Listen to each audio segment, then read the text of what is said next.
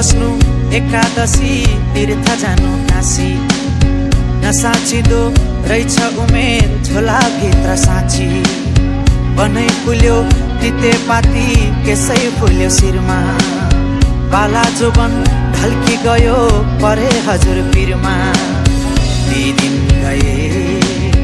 यी दिन आए मै खाने गालामा दारी पलाए नाथे उमेर जाँदो रहेछ हातैमा गन्दा गन्दै